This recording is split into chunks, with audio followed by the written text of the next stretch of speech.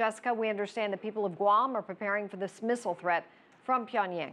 They are, but they are not evacuating. Still, officials are distributing a pamphlet on how to handle the threatened missile strikes from Pyongyang, and it includes telling residents not to look at the, quote, fireball because it can blind you, and even how to wash radioactivity out of your hair. U.S. President Donald Trump continues to turn up the heat on DPRK leader Kim Jong-un. Hours after taking to Twitter to warn Kim the U.S. is, quote, locked and loaded, he spoke again to reporters. If he does anything with respect to Guam or any place else that's an American territory or an American ally, he will truly regret it, and he will regret it fast. Indeed, Trump also tweeted a reminder that a U.S. fleet of B-1 bombers stands ready for action at a base in Guam, and the American aircraft carrier USS Ronald Reagan has returned to the region.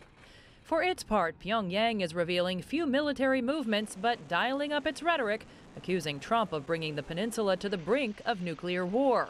Meantime, many in the international community are calling for calm. I don't envision a military solution to this conflict, but rather consistent work as we've observed at the United Nations Security Council. China's foreign ministry released a statement reading in part, quote, China hopes that all related parties could watch their words and actions and refrain from an old path of flaunting powers and raising tensions. On Friday, Trump met with U.S. Secretary of State Rex Tillerson and UN Ambassador Nikki Haley. Both successfully coordinated last week's unanimous UN Security Council vote to further sanction Pyongyang. Meanwhile, the top U.S. general landed in Hawaii on his way to pre-planned meetings with China, Japan, and the Republic of Korea next week. Now, many here in the United States continue to worry about this escalation of Trump's rhetoric against Pyongyang, that it will either cause a military miscalculation of the region or reduce the number of viable strategic options available to him and the American allies.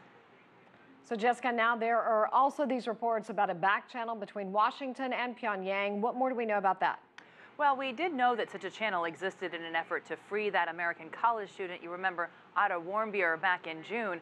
But now there are several reports that it continued between American diplomat Joseph Yun and a DPRK diplomat at its UN mission in New York City, even after Warmbier returned home, and it's said to continue even now.